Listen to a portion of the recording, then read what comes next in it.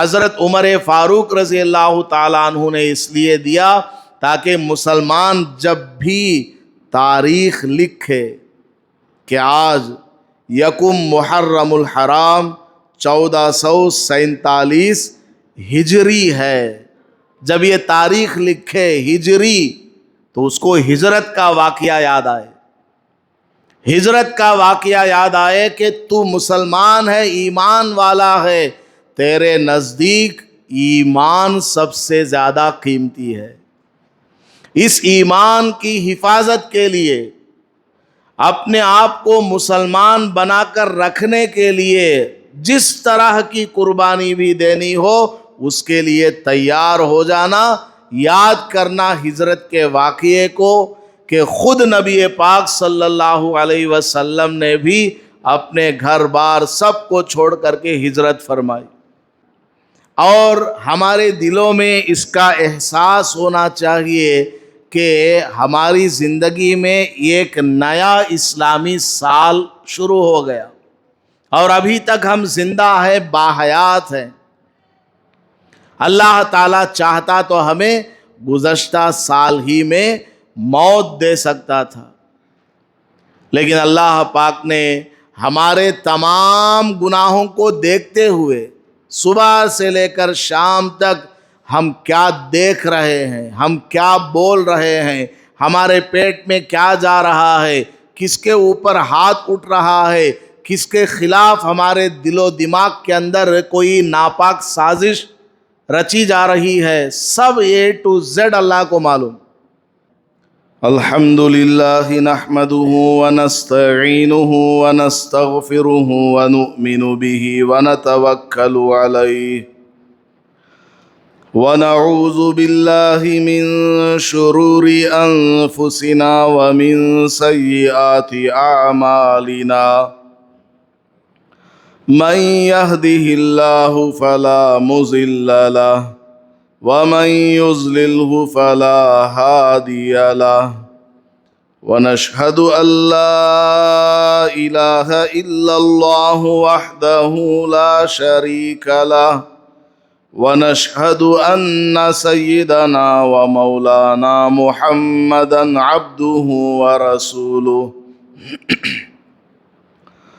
صلى الله عليه وعلى آله وأصحابه وبارك وسلم أما بعد فأعوذ بالله من الشيطان الرجيم بسم الله الرحمن الرحيم إن عدة الشهور عند الله 12 شهرا في كتاب الله يوم خلق السماوات والأرض منها 4 حرم بارك الله لنا ولكم في القرآن المجيد والفرقان الحميد رب اشرح لي صدري ويسر لي أمري واحلل عقدة من لساني يفقه قولي۔ معزز سامعین کرام،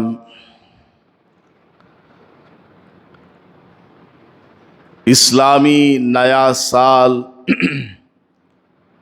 آج سے شروع ہو چکا ہے، جس کا پہلا مہینہ محرم الحرام ہے۔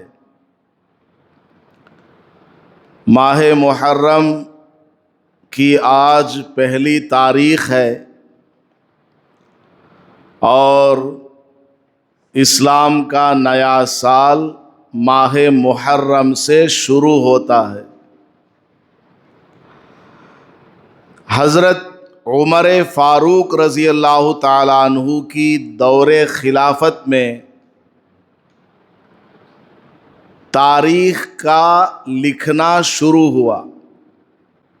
حضرت عمر فاروق رضی اللہ تعالیٰ عنہ اتنے بڑے بڑے اور ایسے عظیم الشان کارنامے انجام دیے کہ اب ان کے بعد دنیا میں کوئی اتنا بڑا کارنامہ انجام نہیں دے سکتا۔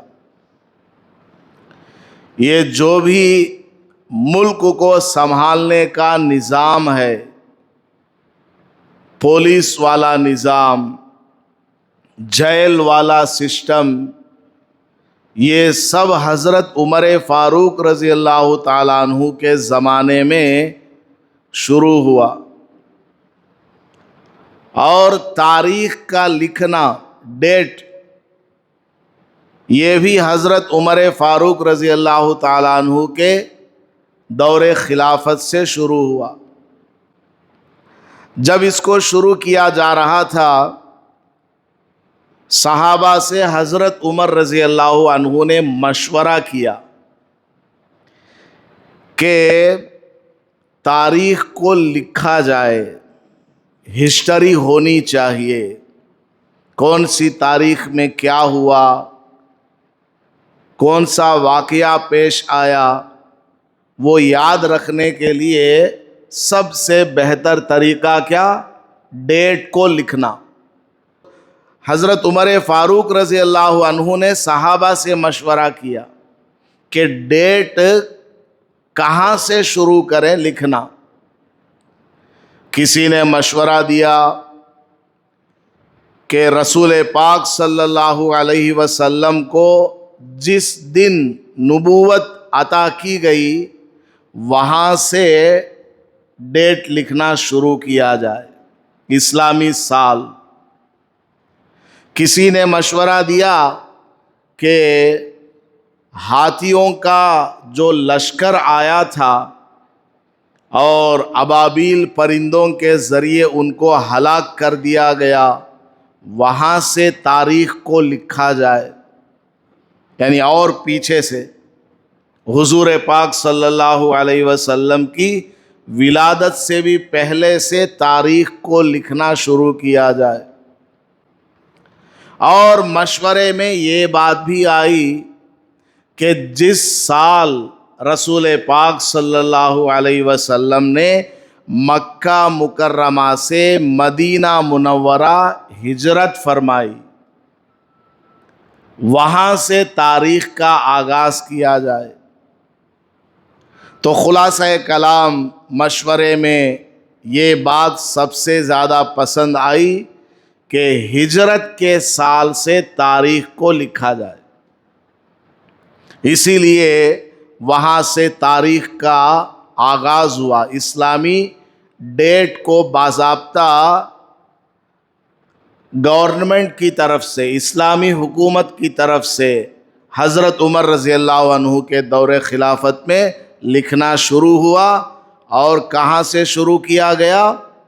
جس سال حضور پاک صلی اللہ علیہ وسلم نے ہجرت فرمائی، جو دن تھا وہاں سے ڈیٹ لکھنا شروع کیا کہ وہ کون سا مہینہ چل رہا تھا، کتنے دن گزرے تھے، یہ سب حساب لگا کر کے وہاں سے ڈیٹ لکھنا شروع کیا۔ اور اب 1446 سال پورے ہو چکے، 1440 پر 6 سال مکمل ہو چکے ہیں۔ تو ہمارے اسلام کے اندر بہت ساری ایسی چیزیں ہیں جن کے بارے میں ہم لوگ ناواقف ہیں۔ تاریخ کو لکھنا یہ کوئی معمولی بات نہیں، روزانہ لکھنا، اس کی حفاظت کرنا، ہر مہینہ چاند کو دیکھنا اور اس کو لکھنا کوئی معمولی بات نہیں ہے۔ تو 1450 سال پہلے سے ہی یہ سسٹم صحابہ نے شروع کیا، حضرت عمر رضی اللہ عنہ کے حکم پر۔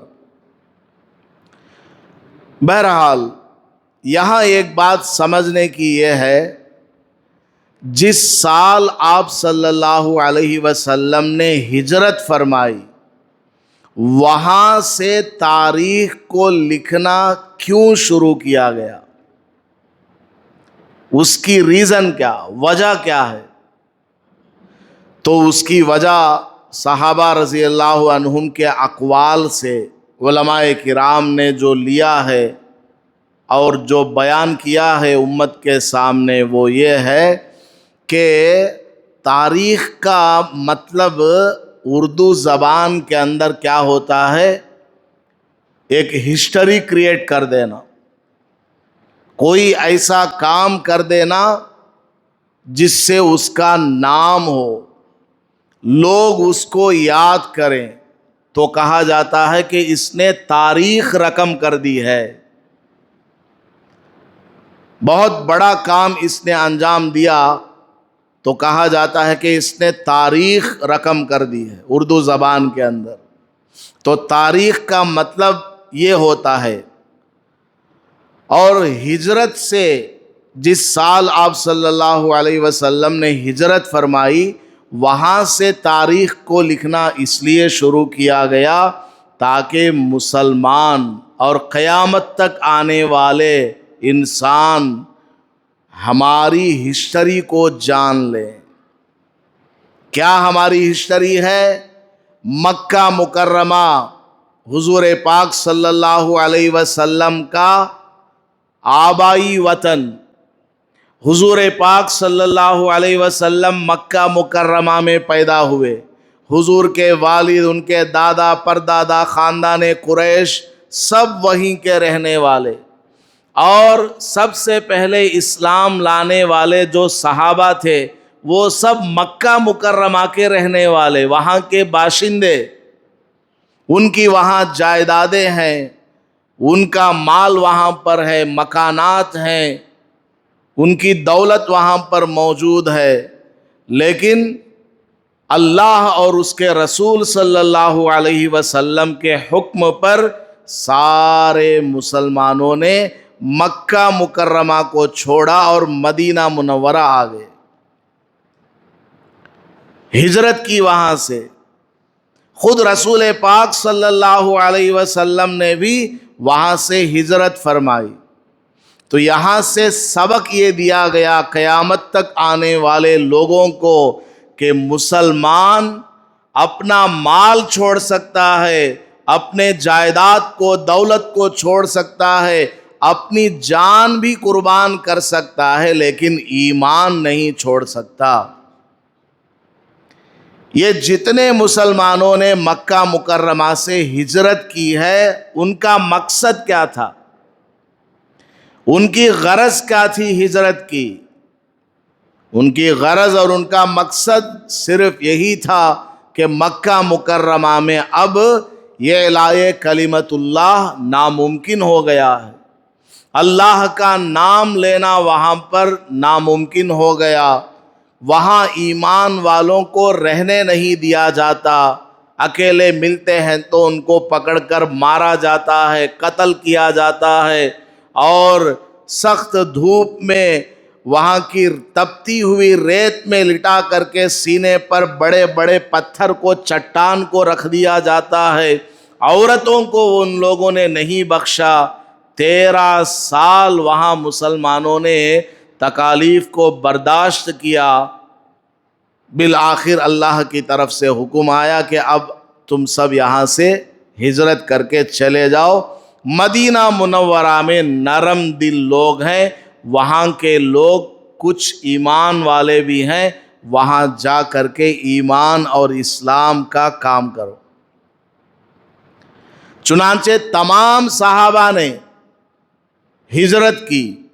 کسی نے اپنے باپ کو چھوڑا کیونکہ باپ کافر تھا، وہ آنے کے لیے تیار نہیں، کسی نے اپنے بیٹے کو چھوڑا، کسی نے اپنی بیوی کو چھوڑا، کسی عورت نے اپنے شوہر کو چھوڑا، اور سب نے اپنی جائیداد کو، مکانات کو وہاں یوں ہی چھوڑ دیا، یا کسی کے حوالے کرنا تھا، یا کسی سے کچھ لین دین میں اس کو کرنا تھا، کر لیا، اور جیسا تیسا وہاں سے نکل کر مدینہ منورہ آ گئے۔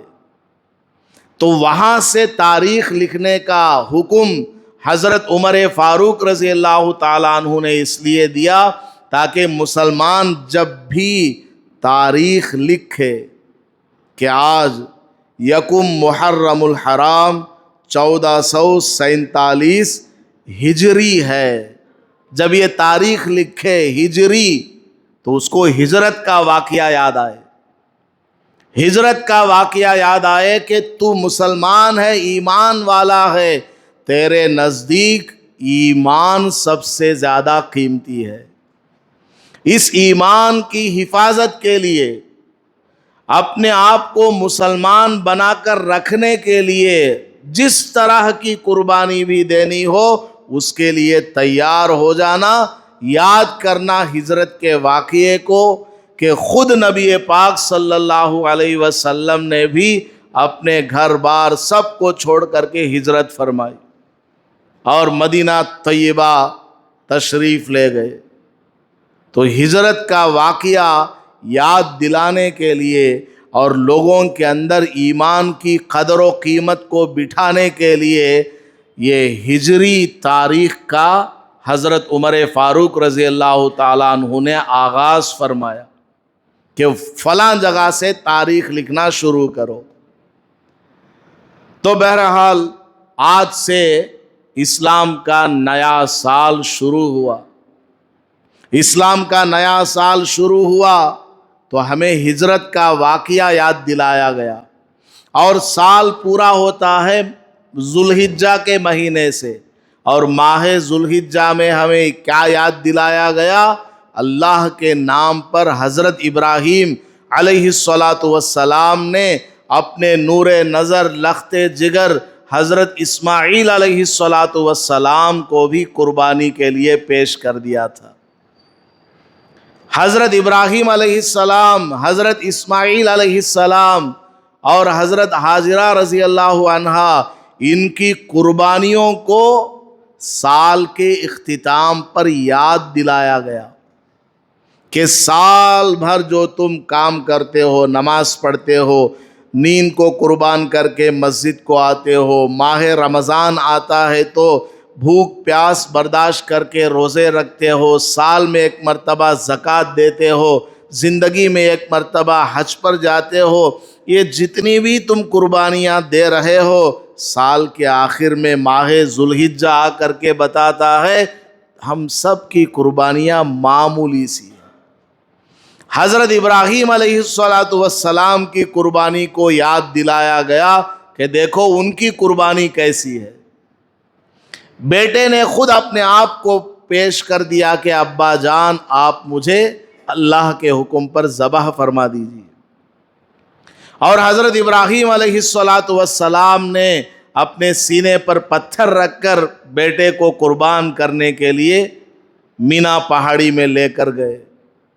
تو سال کے آخر میں ہمیں قربانی کا جذبہ ہمارے دلوں میں پیدا کیا گیا، اور سال شروع ہوا ماہ محرم سے، تو ہجرت کے واقعے کے ذریعے ہم کو یاد دلایا گیا کہ تمہارے لیے دنیا میں سب سے زیادہ امپارٹنٹ اللہ اور اس کے رسول ہیں صلی اللہ علیہ وسلم۔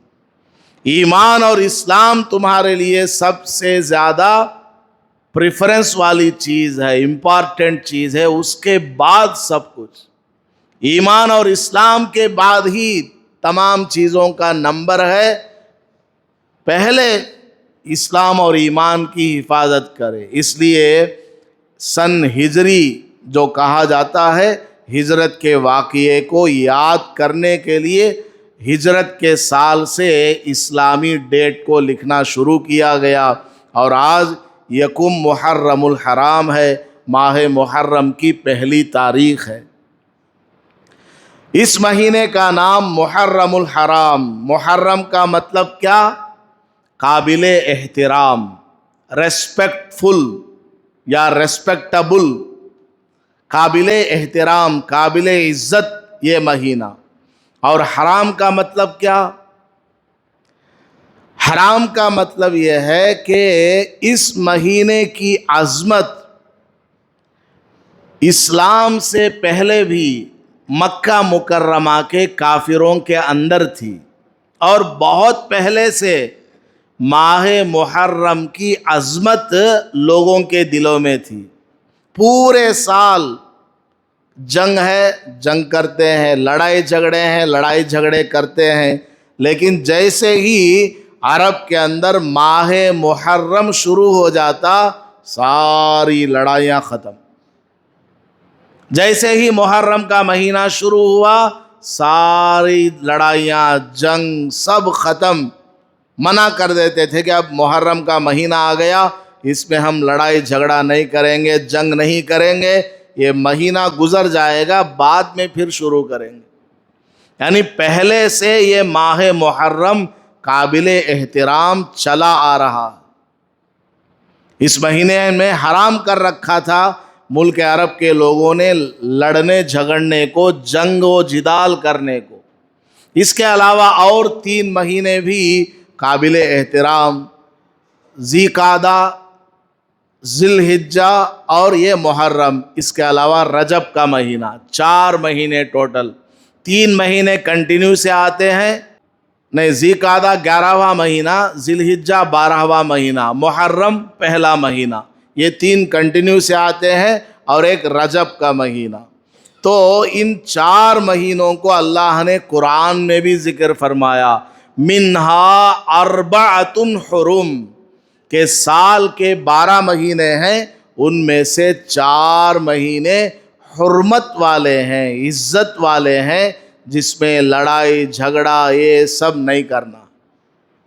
تو یہ ماہ محرم آج سے شروع ہوا، نئے سال کا آغاز ہوا ہے، تو اس ماہ محرم کی ہمیں قدر کرنی چاہیے اور ہمارے دلوں میں اس کا احساس ہونا چاہیے کہ ہماری زندگی میں ایک نیا اسلامی سال شروع ہو گیا اور ابھی تک ہم زندہ ہیں، باحیات ہیں۔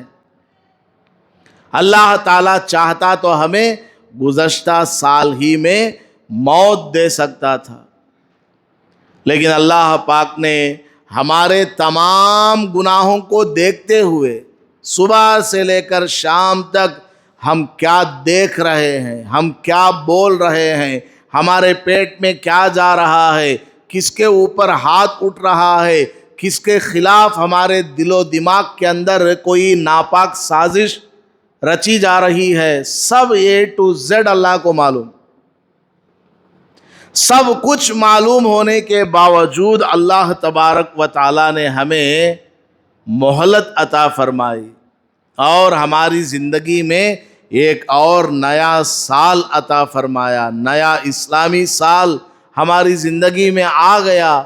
تو سب سے پہلے ہماری ذمہ داری بنتی ہے کہ ہم اللہ کا شکریہ ادا کریں، 2 رکعت نماز پڑھ کے ادا کریں تو بڑا اچھا ہے کہ اللہ تو نے کتنا مجھ پر رحم کرم فرمایا، میرے اتنے سارے گناہ ہیں، اس کے باوجود تو نے مجھے اور 1 سال زندہ رہنے کی توفیق عطا فرمائی ہے، میری زندگی میں ایک اور نیا سال آ گیا، ایک اور نیا چاند میں نے دیکھ لیا ہے، تیرا فضل ہے، تیرا کرم ہے، ورنہ تیری دی ہوئی جان ہے، تیرے دیے ہوئے ہاتھ سے میں گناہ کر رہا ہوں، تیری دی ہوئی آنکھ سے میں نافرمانی کر رہا ہوں، تیری دی ہوئی زبان سے میں جھوٹ بول رہا ہوں۔ تو چاہتا تو مجھے گونگا بنا سکتا تھا، اندھا اور بہرا کر سکتا تھا، مجھے اپاہج کر سکتا تھا، لیکن تو نے مجھے صحیح سالم رکھا اور نیا 1 سال عطا فرمایا۔ اللہ کا شکریہ ادا کرنا۔ اور اس ماہ محرم میں 10ویں تاریخ آتی ہے جس کو یوم عاشوراء کہا جاتا ہے۔ یوم عاشوراء، اس دن کے بھی بڑے فضائل ہیں، انشاءاللہ اگلی جمعہ میں اس پر بیان کروں گا۔ اس دن روزہ رکھنا ہوتا ہے، نفل روزہ ہے، فرض یا واجب نہیں ہے، تو اس دن روزہ رکھنا ہوتا ہے۔ 1 روزہ پہلے ملا لیا جائے یا 1 روزہ بعد میں ملا لیا جائے تو بہتر ہے۔ سنگل وہ 1 روزہ رکھنا چاہیں محرم کی 10 تاریخ کو تو اس کی بھی گنجائش ہے، اجازت ہے۔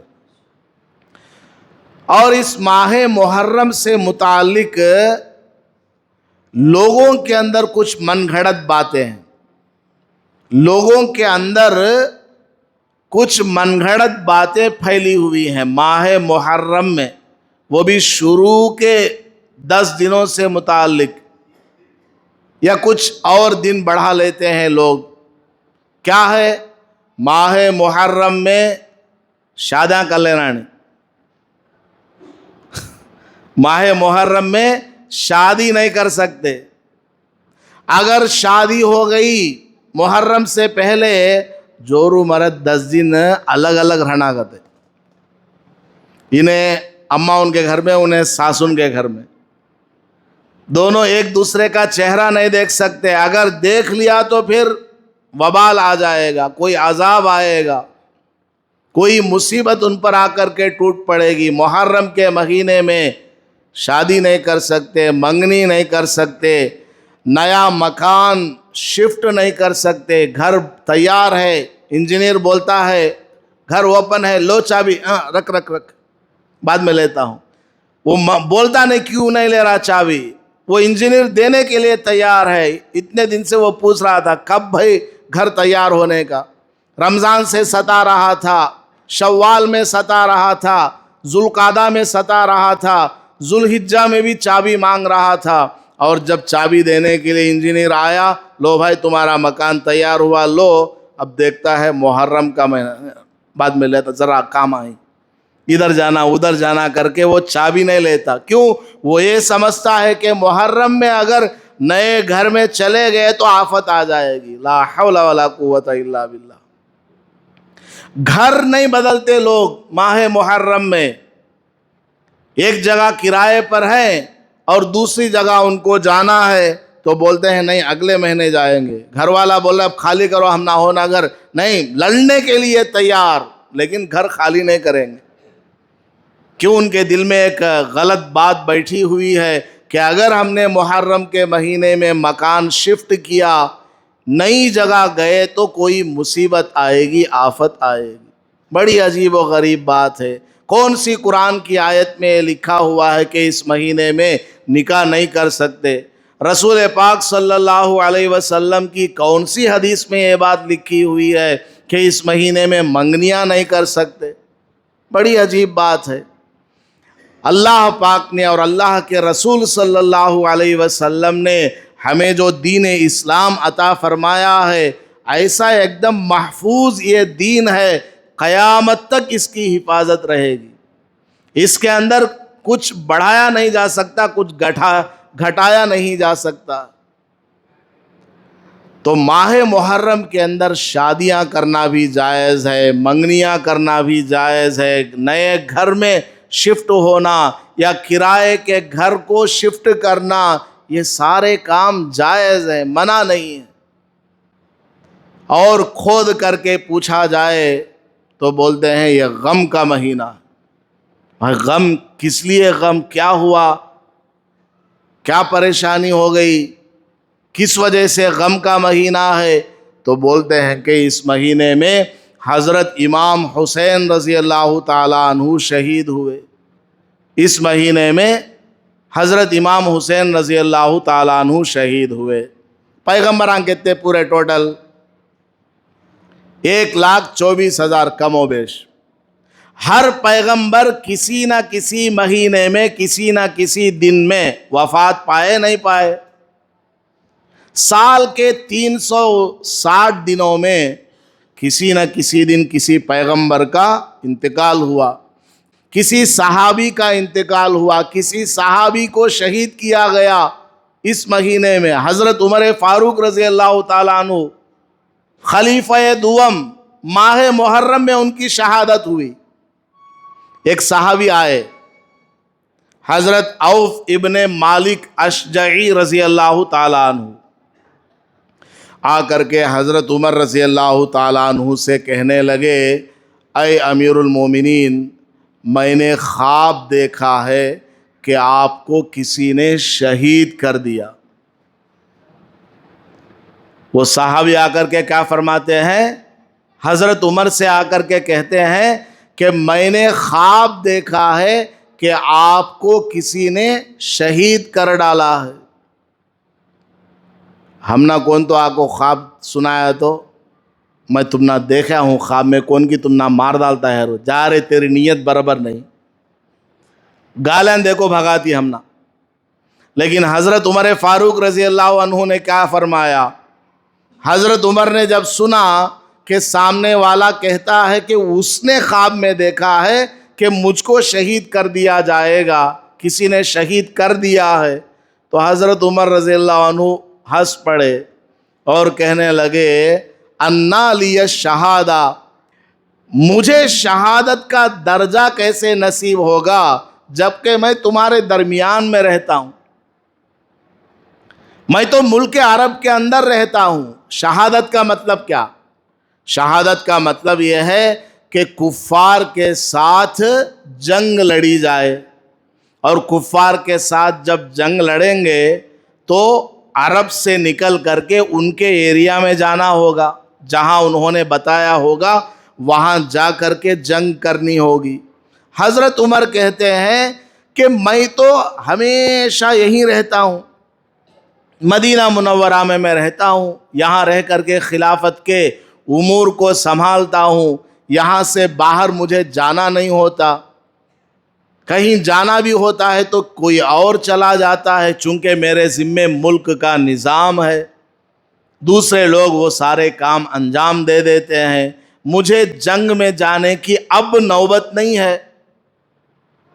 हज़रत उमर रज़ी अल्लाह अन्हु के अपने दौरे खिलाफत की ये बात है, पहले जंग में जाते थे हुज़ूर पाक सल्लल्लाहु अलैहि वसल्लम के साथ में, हज़रत अबू बकर के साथ में, अब दोनों दुनिया से पर्दा फरमा कर चले गए, अब हज़रत उमर रज़ी अल्लाह अन्हु खलीफा हैं, वो मदीना ही में रहते हैं।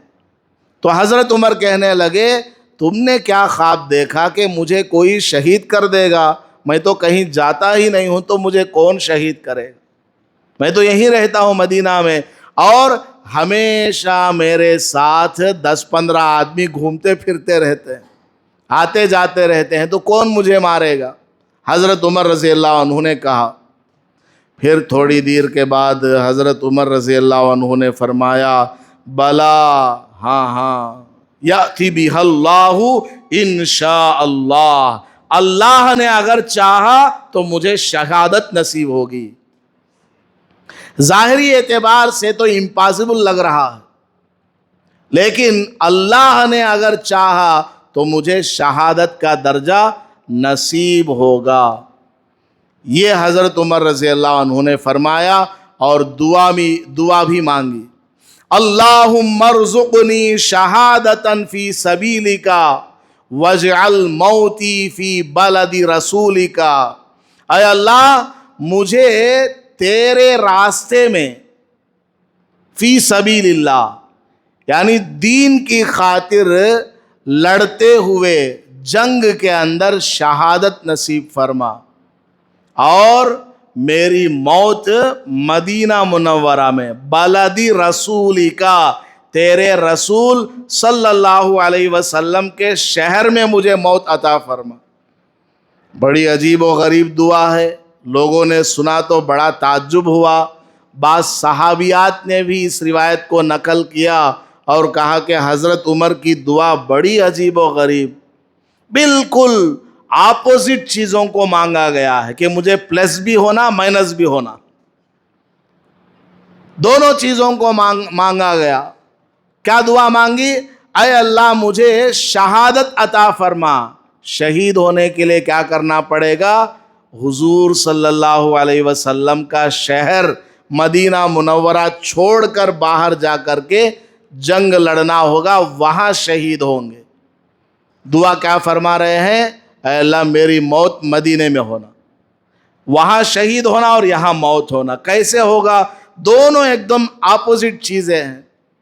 लेकिन हज़रत उमर हैं, कितने बड़े ईमान वाले, दुनिया में सबसे ज़्यादा अफजल रसूल पाक सल्लल्लाहु अलैहि वसल्लम, उनके बाद तमाम अंबिया, उनके बाद हज़रत अबू बकर सिद्दीक़ रज़ी अल्लाह ताला अन्हु अफजल हैं, उनके बाद हज़रत उमर फ़ारूक रज़ी अल्लाह ताला अन्हु सारी दुनिया वालों से अफजल है। कितना बड़ा मकाम इनका, कितना बड़ा दर्जा, कैसा उनका ईमान मजबूत था। क्या दुआ मांगी? ऐ अल्लाह मुझे شہادت کا درجہ عطا فرما اور ساتھ میں تیرے نبی کے شہر میں موت عطا فرما۔ یہ دعا مانگی۔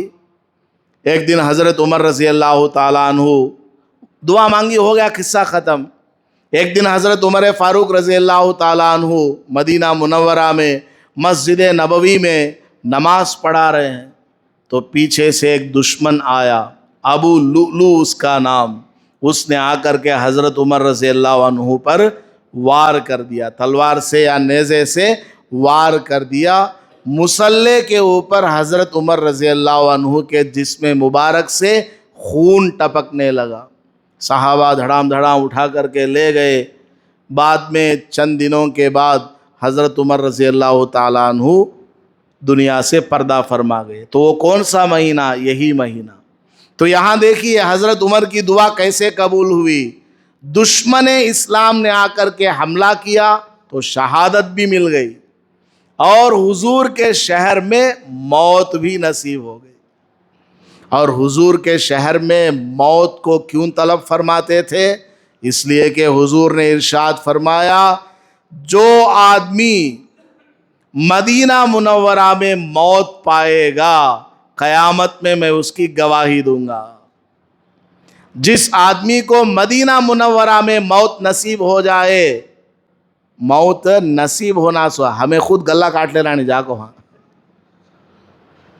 موت نصیب ہو جائے، حج میں گئے، عمرے میں گئے، یا آخری عمر میں جا کر وہیں رہنے لگے۔ بہت سارے لوگ، بڑے بڑے اولیاء اپنی زندگی کے آخری لمحات وہیں جا کر کے گزارتے ہیں کہ موت ہمیں وہاں آ جائے۔ حضور نے فرمایا ہے، جو آدمی یہاں مرے گا قیامت میں اس کی گواہی دوں گا۔ حضور کی گواہی مل گئے تو پھر کیا چاہیے؟ حضور کی طرف سے سیل آ گیا، سگنیچر آ گیا، اب کون پوچھنے والا؟ سب ہٹو ادھر، سیدھا جنت۔ تو صحابہ رضی اللہ عنہم، بڑے بڑے اولیاء علماء کرام اس کی چاہت رکھتے ہیں۔ بہرحال حضرت عمر فاروق رضی اللہ تعالیٰ عنہ کی شہادت کا واقعہ بھی اسی ماہ محرم میں آیا۔ بڑے بڑے اولیاء کرام بھی اس مہینے میں شہید ہوئے۔ تو حضرت امام حسین رضی اللہ تعالیٰ عنہ شہید ہوئے ہیں اس مہینے میں، اس لیے غم کرنا ہے۔ تو سال میں کوئی ایک دن ایسا نہیں ہے جس میں کسی نہ کسی بڑے ولی، بڑے صحابی، بڑے پیغمبر کی وفات نہ ہوئی ہو۔ پھر پورے سال خالی غم ہی کرتے رہیں گے، بالکل غلط ہے۔ اسلام کے اندر یہ ہے ہی نہیں، یہ تو شیعوں کی طرف سے مسلمانوں کے اندر لایا ہوا عقیدہ ہے۔ مسلمانوں کا، اہل سنت والجماعت کا یہ عقیدہ نہیں ہے کہ غم کرتے رہو۔ یہ تو شیعوں کی طرف سے باضابطہ یہ پلان بنا کر کے حضرت حسین رضی اللہ تعالیٰ عنہ کے شہادت کے واقعے کو رو رو کر کے آدھی بات صحیح آدھی بات جھوٹ بیان کر کے لوگوں کو بھی رلاتے ہیں اور غم کرنے کی تعلیم دیتے ہیں۔ بالکل غلط ہے، بالکل غلط۔ نبی پاک صلی اللہ علیہ وسلم دنیا سے پردہ فرما گئے۔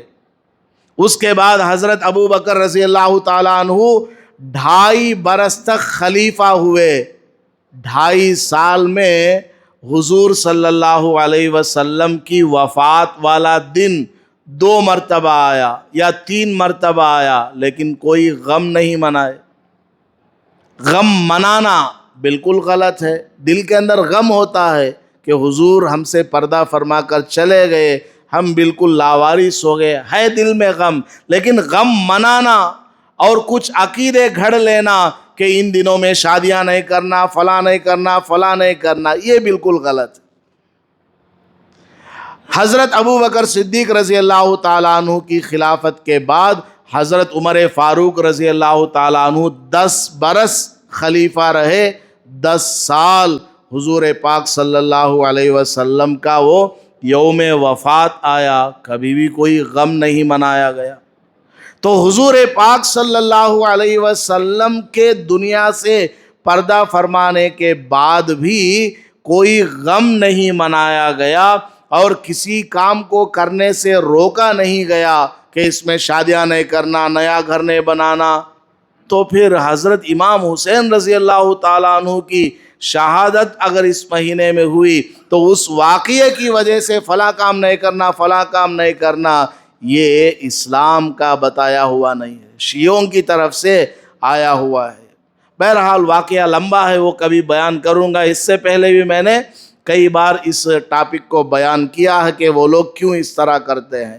تو یہ ماہ محرم ہے، سال کے 360 اسلامی دنوں میں کبھی بھی شادی کر سکتے ہیں، کبھی بھی کر سکتے ہیں، پیر ہو، منگل ہو، بدھ ہو، چہار شنبہ ہو، جمعرات ہو، جمعہ ہو، ہفتہ ہو، ٹائم بھی کچھ نہیں، چاہے آپ 1 بجے پڑھوا لو نکاح، 12 بجے پڑھوا لو، مکروہ وقت میں پڑھوا لو، عصر کے بعد، مغرب کے بعد، کبھی بھی نکاح کر سکتے ہیں۔